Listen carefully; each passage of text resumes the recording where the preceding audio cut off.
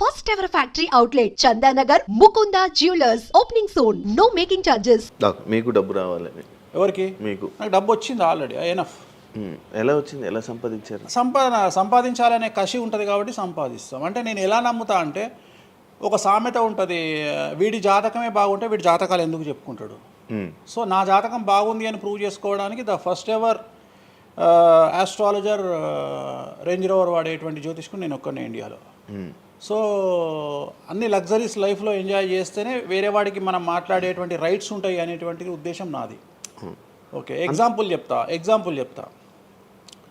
ఒక తండ్రి ఒక 10 ఫోటోలు, ఒక Tendulkar photo, Modi photo, Amit Shah photo, ఒక ప్రముఖ హీరోయిన్ నయనతార ఫోటో, లేకపోతే ఒక రేవంత్ రెడ్డి ఫోటో, చంద్రబాబు నాయుడు ఫోటో, ఇట్లన్నీ తీసుకెళ్ళి పెట్టి ఇంట్లోకి వెళ్ళి తన కొడుకును పిలిచి, ఈ ఫోటోల్లో నువ్వు ఎవరు కావాలనుకుంటున్నావు అని అడిగితే వాడు అక్కడ ఉన్నటువంటి ఫోటోల్లో ఏదో ఒక ఫోటో పిక్ చేసుకుంటాడు.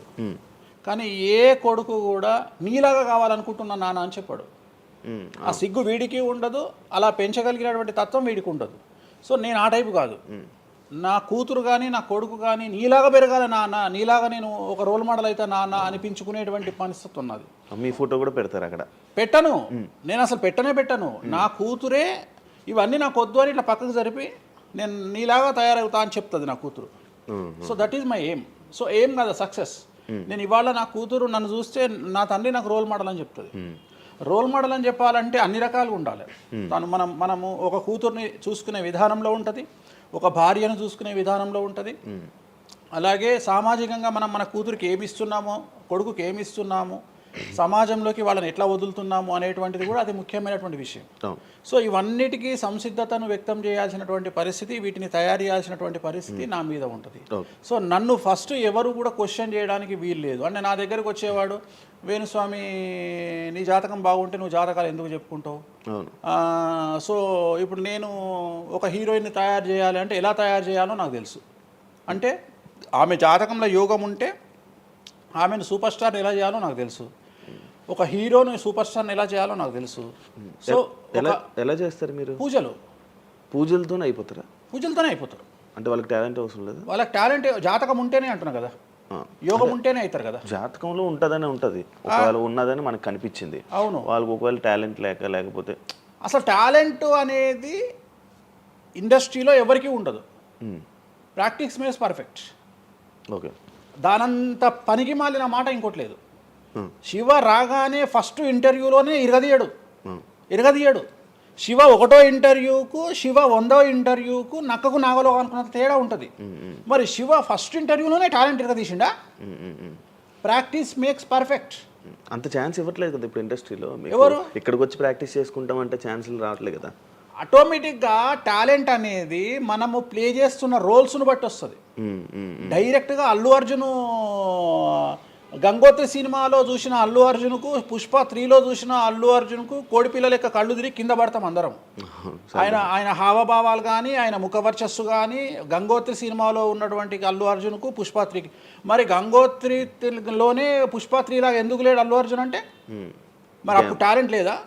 సో ఇక్కడ ప్రాక్టీస్ మేక్స్ పర్ఫెక్ట్. అంటే కొన్ని పనికి మాలినటువంటి మాటలు మాట్లాడేటువంటి ఎప్పుడో 50 ఏళ్ళ కింద సామెతలను తీసుకొచ్చి రుద్దే ప్రయత్నం చేస్తారు. సో ఇక్కడ టాలెంట్ అనేది పక్కన పెడదాం, అవకాశం ముఖ్యం. నువ్వు టాలెంట్ ప్రూవ్ చేసుకోవాలంటే అవకాశం ముఖ్యం. శివ అనేవాడు యాంకరింగ్లో తోపు తురుము అని ప్రూవ్ చేసుకోవాలంటే అవకాశం ముఖ్యం. అవకాశం లేకపోతే శివలో టాలెంట్ ఉండదు, ఆ టాలెంట్ డెవలప్మెంట్ ఉండదు. సో ఇక్కడ ఏంది అంటే అవకాశాలు రావడం కోసం మనం ప్రయత్నం చేస్తాం. ఒక సీఎం సీట్ ఎక్కడం కోసం సీఎం ఏం చేస్తాడు అని తెలవాలి అంటే సీట్ ఎక్కాలి. సీట్ ఎక్కిన తర్వాత సీఎంగా ఈయన పనికొస్తాడా రాడని డిసైడ్ అవుతుంది. అట్లనే ఒక అమ్మాయి హీరోయిన్ అయిన తర్వాత ఈ అమ్మాయికి అంత సీన్ ఉందా లేదా అనే విషయం తెలుస్తుంది. సో మనం కనుక నయనతారని తీసుకున్నా, సమంతని తీసుకున్నా, ఏ హీరోయిన్ తీసుకున్నా, ఏ హీరోని తీసుకున్నా, వాళ్ళ ఫస్ట్ సినిమాకు, వాళ్ళ 3వ సినిమాకు, వాళ్ళ 30వ సినిమాకు ఎక్స్ట్రీమ్ చేంజెస్ ఉంటాయి. సో ఇవన్నీ ఎట్లా వస్తున్నాయి అంటే ఫస్ట్ సినిమాకి టాలెంట్ లేదు, వాళ్ళు సానబట్టబడతారు. వాళ్ళకు వచ్చేటువంటి క్యారెక్టర్ల ద్వారా వాళ్ళు ఆ లెవెల్కి వస్తారు.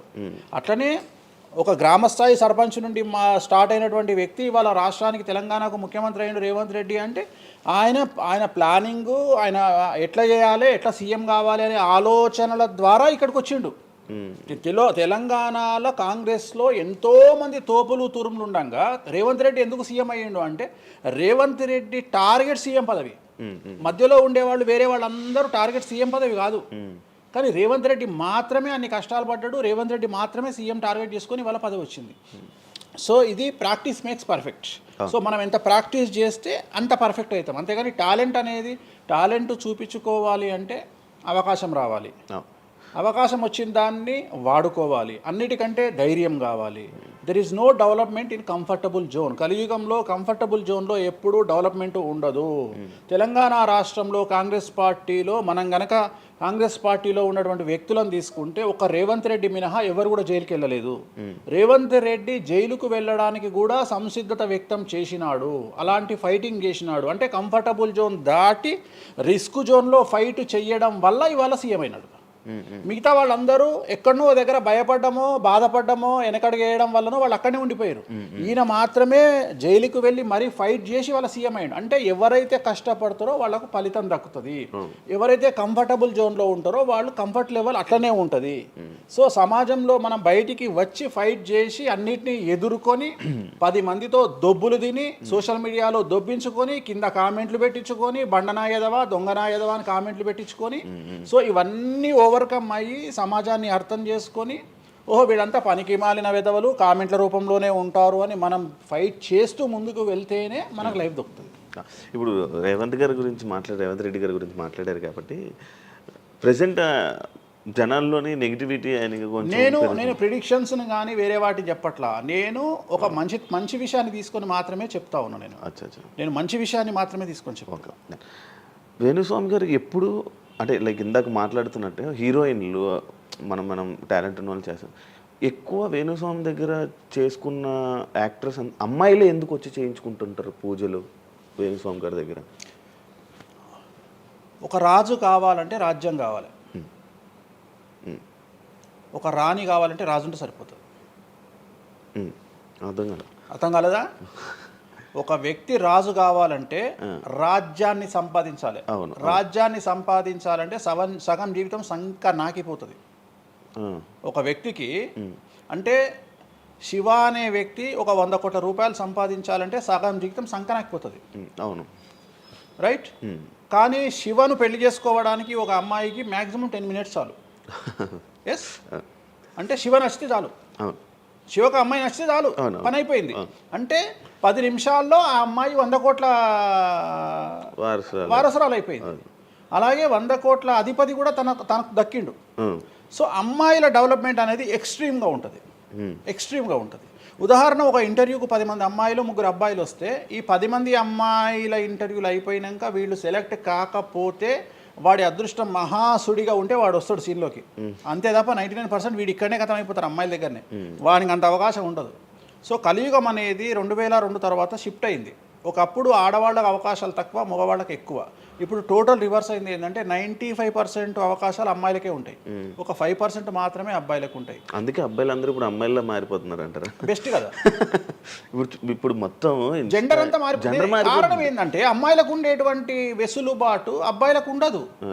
నేను అదే చెప్తున్నా. ఇప్పుడు మగవాడు కష్టపడి పైకి రావడానికి చాలా టైం తీసుకుంటుంది, ఆడవాళ్ళు పైకి రావడానికి చాలా ఈజీగా పైకి వస్తారు. నేను అనేది ఏంటంటే వాళ్ళ కష్టముతో పాటు వాళ్ళ గ్లామర్ వాళ్ళకు తోడవుతుంది.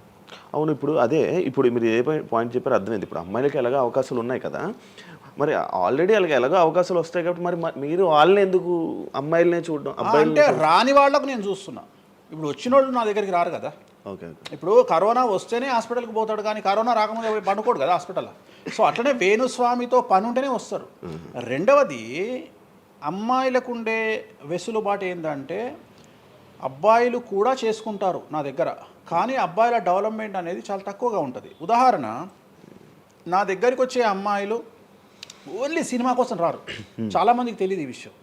అంటే చాలామంది ఏమనుకుంటారంటే వేణుస్వామి దగ్గరికి వచ్చే అమ్మాయిలు సినిమా కోసమే వస్తారు, రారు. నా దగ్గరికి వచ్చే అమ్మాయిలు ఒక రాజకీయ నాయకురాలిగా వక్తగా కావాలని వస్తారు. సో పొలిటీషియన్ కావాలని వస్తారు. అన్నిటికంటే ఎంటర్ప్రెన్యూర్ కావాలని వస్తారు. ఒక బోటికో లేకపోతే ఒక గోల్డ్ షాపో ఏదో పెట్టుకొని బిజినెస్ కోసం వస్తారు.